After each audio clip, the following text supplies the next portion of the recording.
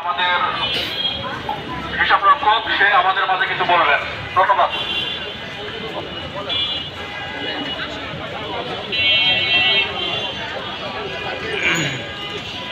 বিসমিল্লাহির রহমানির রহিম।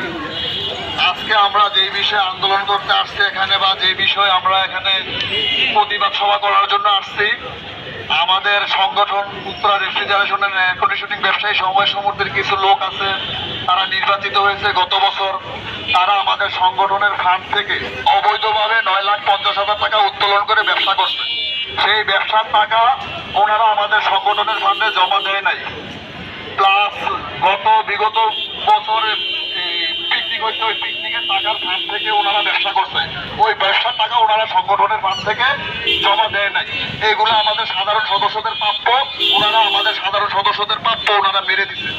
আমরা চাই সংগঠনের টাকা সংগঠনের ফান্ডে জমা দেওয়া হোক, এবং এই টাকা যাতে আমরা সকল সদস্য তাদের অধিকার আদায় করতে পারে। এবং বিভিন্ন সময়ে নির্বাচনের টাকা ওনারা কারচুপি করেছে, নির্বাচনে খরচ হয়েছে কম, দেখাইছে বেশি। ওই টাকাগুলো ওনারা দয়া করে সংগঠনের ফান্ডে জমা দিবে, তারপর আমরা আমাদের এই আন্দোলন বন্ধ করবো ইনশাল্লাহ। আসসালামু আলাইকুম।